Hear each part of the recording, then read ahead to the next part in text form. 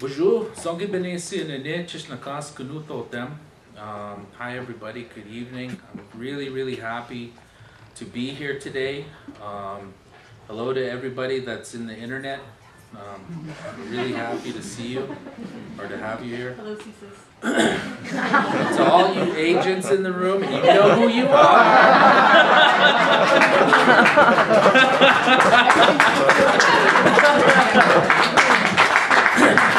Just kidding, we set up the live stream so they could log in and not feel all uncomfortable today.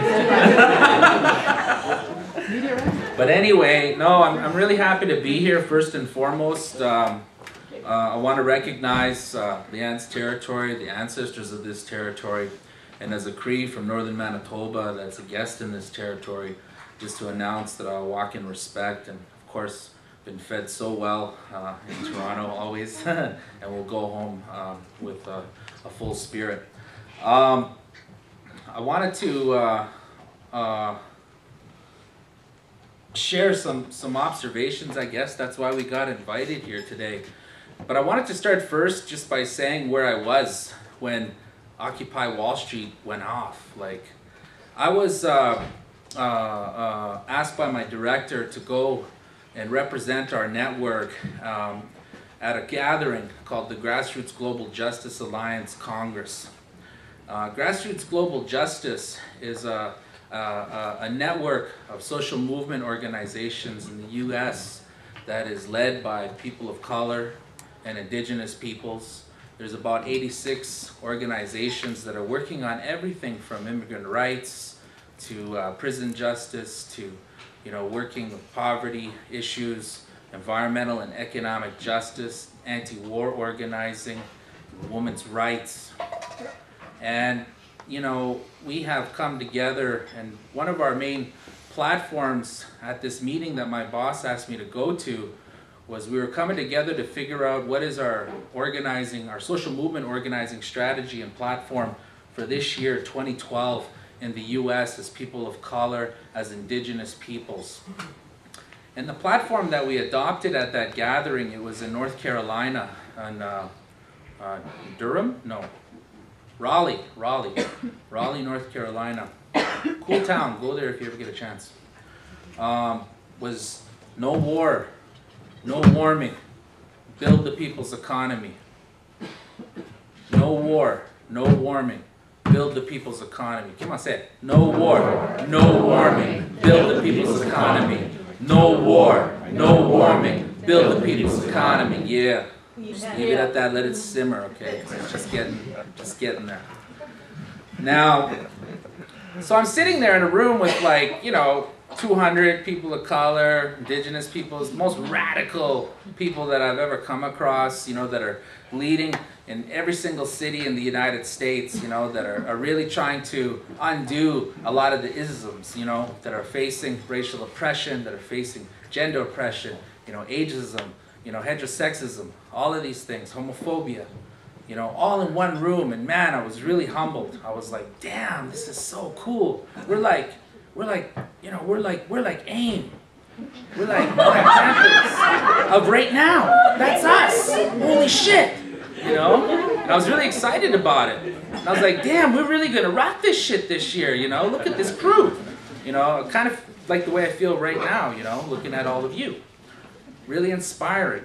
And all of a sudden, because we're all techno geeks, I'm like sitting there like this, and we're talking about something or other. I couldn't remember because I was on my phone looking at Twitter, because Twitter started blowing up. And I'm like, holy shit, Wall Street's being occupied. Wow. And I'm like, hey, and I got on the mic, and I was like, hey everybody, did you guys realize there's thousands of people swarming onto Occupy right now? And everybody's pulls out their phones and is like, holy smokes, yeah, you're right, wow. And I was like, who called this action? And everybody else in there was like, I don't know. And then somebody said, oh, wait a minute, I saw Adbusters put something out. And we were like, Adbusters? That art magazine? And then somebody else said, no, that's anonymous. And we're all like, who's anonymous? And everybody went.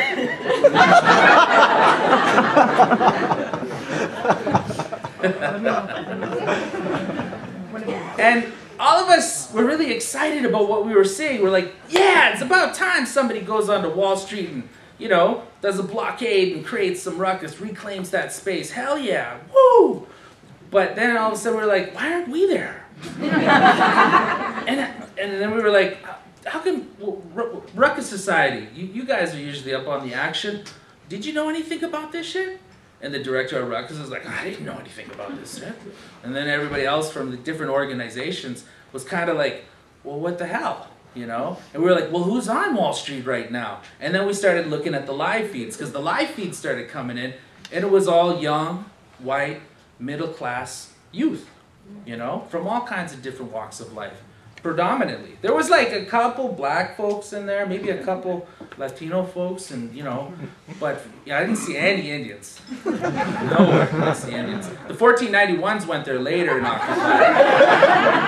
You know, those people that are laughing know about the 1491s. But the point is that, you know, here I am at the premier Congress of racialized communities gathering to talk about how we were going to utilize the limited power, you know, the limited resource power, but the infinite people power and spiritual power, and just, you know, resiliency that we have in the year 2012. How are we going to do that? And none of us knew a damn thing about this action on Wall Street, you know, that day about, you know, what, 6-7 months ago or whatever time it was. And that troubled me. It really did. You know, it really bothered me. I was kind of like, well, what the hell? And everybody else too was like, what the hell? And then we were like, are we just feeling insecure? And like, you know, should we feel okay about this? Like, because we weren't involved? Like, you know, who's leading this? These are all our questions. Because most of us come from a framework of social movement organizing where we are accountable to our base, okay? All of us were there with constituencies. You know, we have a base of our grassroots people that we're accountable to, that tell us, you know, what to do, you know, how we're going to move forward, and we move forward collectively, all right? And so we were all kind of like, well, what the hell? You know, who is this base, and who's the leadership of this base? How come we're not communicating with them? How do we get a hold of them? And there were some folks that called some folks and then figured out, you know, who was on the Occupy organizing community in New York real quick, and was like, oh, I know that person. They do some cool work here and there. But it was pretty abstract, I guess I would say. And for all of us, you know, we were not just Indigenous people that were in the room, but all the, you know, the Asian Pacific, all the black folks, all the Latin American folks were like, wow, this is bizarre, and we, you know, we really didn't know how to deal with it. And so, you know, my first reaction, I guess I would say, and I'll own this just for myself, was I was afraid. You know, looking at it from the position that I have as an organizer with IEN, running our tar sands campaign, you know, doing everything I can to work with incredible organizers like the good folks from EJ Toronto, NOI Toronto, you know, and every other organization that IEN's collaborated with in the city of Toronto and other urban centers that, you know, we've worked in to build a climate of solidarity for frontline land-based struggles. I was like, oh, damn. Geez. This is an interesting thing. I wonder what's going to happen. Because I knew, you know, just like everybody else, that the world is in a very serious situation of change. That the Arab Spring was spreading, that there was something happening, that technology played a part in that, and just general, people are pissed off about, you know, the economic collapse. And you know, so for me, I started worrying because I was like, well, shit. Is all of our solidarity people that we rely on, you know, to really support interventions to these evil corporations that we're fighting against in urban centers and places like Toronto on Bay Street, are they going to get sucked away now into this stuff? You know, if this shit spreads, you know, what's that going to do? And, you know, and I actually had a couple conversations about it when I got back from North Carolina.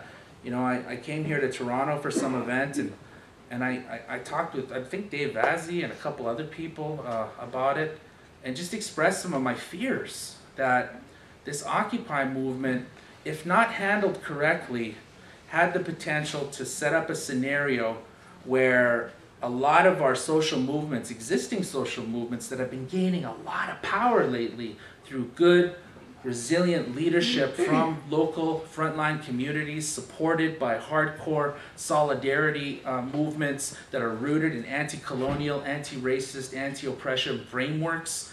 You know, there's some big shit that's gone down in the last couple of years, you know, and some really great work.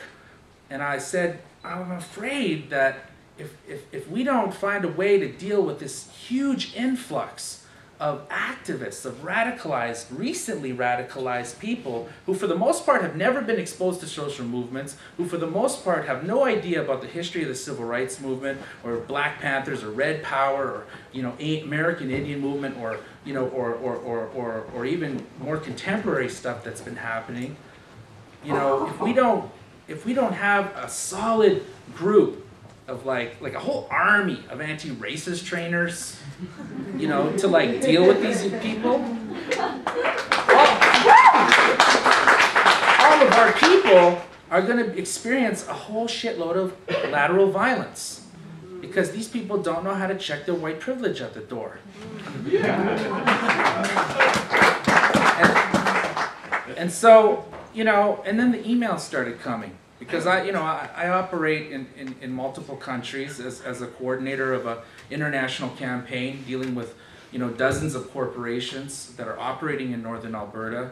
The emails started coming in from Denver, from Oakland, from LA, from Santa Fe, from Albuquerque, you know, from the southeast US, Miami, from DC, from New York City, about crazy ass shit that was happening that was like, you know, just people who were not educated, had no experience organizing in a people's assembly, using a mic check system, all these different things, you know, that basically in every single city there were crews of predominantly, you know, white dudes who were dominating and not allowing, you know, women of color, indigenous women, and then other, you know, everybody else, the space that we have become accustomed to in our own spaces.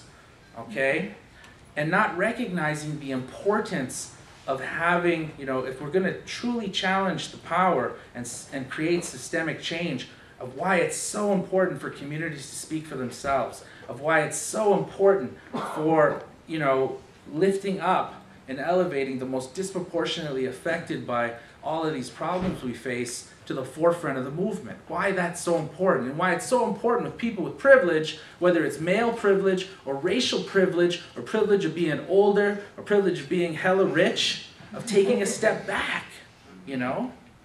Why that's so important. And so, you know, it all kind of basically came true, like everything that I was kind of concerned about, you know, initial observations. And the one thing that kind of rang true through all of it for me was that, you know, a Native person sure as hell didn't come up for the name of this exciting social movement. And it sure as hell wasn't a Palestinian person, you know? So, you know, I just wanted to put that out there to y'all because, you know, it's Indigenous perspective. So I wanted to give you my, kind of what happened when I seen all this stuff going down. And then I had the opportunity later on to be in Washington, D.C. for some event related to the Keystone XL campaign, which we just got Obama to reverse the presidential permit, you know? A key battle in the war against big oil. Yes, I know the Republicans are trying to make things, and, you know, it was a battle won. The war's not over. So, but I was in D.C. and we went down to the Occupy space, and it, you know, it was a lot different than I expected it to be. You know, I really don't know what to say about it other than it was a little awkward for me personally when I went to the Occupy space. We didn't really know where we stood, and we didn't really know how to engage with the crew I was with. You know, we just kind of stood on the sideline and watched, and, you know. And then when I came to Occupy in Toronto, you know, it was a lot of the same thing. I really didn't know how to engage aside from, you know, in a meaningful way, aside from just supporting, you know, people like Dave and others. You know, there's a million of you in the room that were, you know, created this community, you know. I was really proud of everybody with what they were doing. I never went to the space in Ottawa, to be honest with you. That's where I live. But when I'm in Ottawa, I'm with my kids. That's it. You know, I disappear. You know, I'm just with my babies and my wife. But the one thing that I did give feedback to the people in Toronto that I was concerned about was the fact that what I observed was a huge influx of a situation that folks I don't think were ready to deal with. Which brings me to some observations on the structure and the best use of social movements that are, you know, converging, you know, into what is essentially the biggest social movement in the history of mankind. One of the observations I made was holding permanent space like that, you know, really set up a lot of folks that I don't think were capable of, or trained to, or equipped to, or qualified even to deal with. One of them, of course, was, you know, I observed a lot of folks that had, you know, that had mental health needs, you know, support needs, homelessness, people with severe addictions issues, and in some cases, people with all three of those things going on, but at a high level. And I honestly felt, you know, and I gave feedback to the organizers. I'm like, you can't guarantee safety for the community here. Like when IEN comes together for our Protecting Mother Earth conference, which is the mechanism that we utilize for all of our base to come together to inform the organization and the staff and the board about key direction forward for how best IEN can serve, you know, the environmental justice movement of our Native communities here in Turtle Island. We got straight up security, you know, there's no alcohol, no drugs. We have sweat lodges, you know, we have sacred fire. There is clear teams on that stuff that are, you know, and if people don't abide by the collective agreements of those rules, then they're removed. And I'm sorry. But it's important when you build community to be able to provide safety in that community. And if safety cannot be guaranteed, then there's a problem there. And there's liabilities there too, from a very general surface, shallow perspective. There's liabilities. And so I just wanted to give that observation out there in a respectful and humble way. And I also, well, in the same breath, just want to say though, it was really damn cool to see the infrastructure that did come together. And it was amazing. So that's just, you know, take that as you will. So just going back to the structure though, you know, as IEN in our tar sands campaign, we've had the privilege of doing some pretty good work, and this is what I'm going to kind of conclude on. We had the privilege of really doing some cool work with different crews all over the planet. Part of our tar sands work over the last few years has brought us to the UK because we decided that while the government of Canada's not listening, the government of America's not listening, well at least they weren't back then, and you know, and these fucking oil companies, you know what? They're gonna screw with us in our territories. Well, we're gonna go to their territories and screw with them. And so we went over to London and we screwed with BP, and we're gonna screw with them some more. And you know, we hooked up with Climate Camp in the UK, which was, you know, one of the things that I wanted to share with everybody in Occupy was Climate Camp, the UK climate justice movement, Rising Tide, all those crews over there. They had this really amazing model that they utilized for mass convergence, you know, and to take out their targets. And what they called it was the Camp for Climate Action. We had one here in Canada over in where was that, Brett? Dunham. You know, last summer. It was small, you know, but you know, it was a seed that was planted. But the point that I'm getting at is that as social movements, we have to recognize that, you know, we have limited resources. We also have to recognize the realities of the spaces that we're working in, and understand too that there are existing social movements that are already at play. And so when there's a new thing that pops up like this, because you know, I can't speak for the rest of the panel, but I was inundated from every region from people who really got into Occupy, with them saying, "Oh, stop being like that. Can't you just like forget about it? You know, come on, just give it a chance to grow. You know, the Occupy thing, yeah, you're semantics, man, semantics. But fuck that. Okay? No, seriously, screw that. All right? Occupy is offensive. That's like you trying to tell me, like, oh, come on now. The show's called Prairie Nigger, but it's okay. I know you're from the prairies and you're native, but it's okay. Okay, it's just semantics, man. You know, and I know that's abrasive as hell, but I really want y'all to get what I'm trying to say here. The fact of the matter is that when we have convergence, we have to make sure that we do not solve racism, not solve, you know, male dominance and all of these isms, but we have to develop the mechanisms to ensure that when we have convergence, that we're not creating a situation that's going to harm a bunch of people. All right? And if a bunch of people are getting harmed, then that's a fucked up strategy, and we got to let that go. I'm sorry. And so just in terms of the climate camp, what they used to do is they take a 10-month chunk of time. And that's what I see as being an interesting opportunity for Occupy, is they took 10 days, okay, planned it all year, picked their target, and that's where thousands of people from across London converged. By thousands, I mean 5, 6, 7, 8,000 people seizing a space, setting up camp, building an ecologically sustainable community with composting toilets, crews going out dumpster diving, reclaiming food, freaking making smoothies with bicycle-powered freaking blenders, workshop spaces, big marquees for plenaries, direct action trainings, people learning how to set up tripods, do tripod actions, all kinds of amazing things. And then every single day going out and doing actions. They have their targets. And so the one we participated in, we had 10 climate criminals that we picked in the London Square Mile, London's financial district. Ours was BP. And you know what? The whole camp got mobilized. We trained up all week, developed our materials, our signage, and we freaking occupied, for lack of a better word, BP, and we went and rocked them, and it was amazing, and it was an effective week, and when it was done, we let the space go, but we left it exactly how we went there, all right? Like perfect, right to a T, not one piece of garbage, just like my mama taught me when I go out in the bush, we left it just like that. You couldn't even tell we were there, all right? And this happens all the time there, every single year. There's Climate Camp for Action.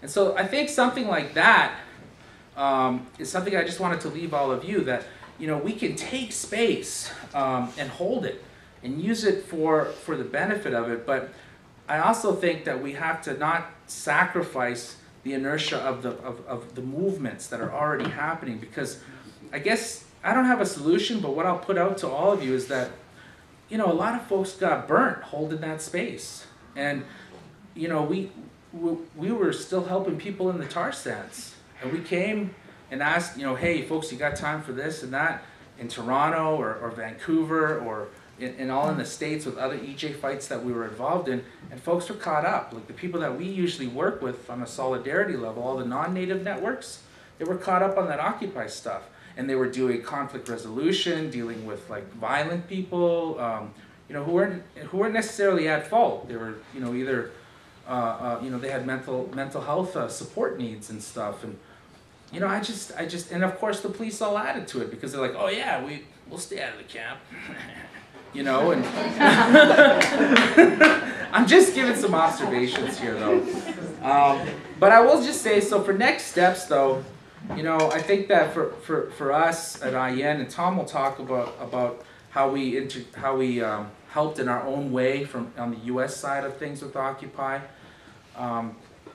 But we did give some feedback, to folks in the United States as well, and there was a whole thing about decolonize, and what Leanne talked about in terms of lifting up, our Indigenous women at the forefront of any strategy to break down the system and really build up something that services our people, and really the whole sacred circle of life, is really rooted, for lack of a better English word, in the word decolonize.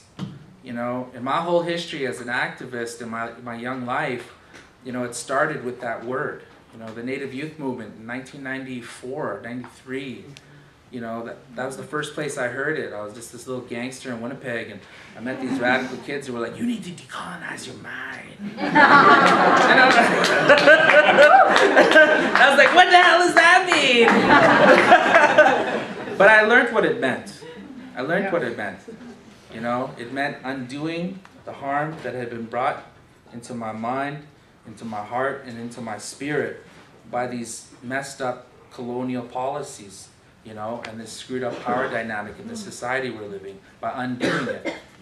And it wasn't just a Native thing. Everybody in Canada, whether you're oppressed or you're an oppressor, everybody in Canada feels really screwed up about what happened with Native people. That's why this series on CBC, Eighth Fire, is airing right now. Anybody watching Eighth Fire? Eighth Fire, CBC, every Tuesday night. You need to be watching this show, people! Tuesday! I know probably all of you don't watch TV, but I know a lot of you are on the internet. All the shows are on CBC's website online. It's hosted by my little brother, Wab Canoe. It's amazing. February 2nd, Tarzan's campaign, Yinka Dene Alliance, Enbridge Gateway fight is going to be profiled. If there's one night of the year all you Luddites don't will watch TV, you'll watch it on February 2nd to catch that show. Can I stream it? Yeah, you can stream it.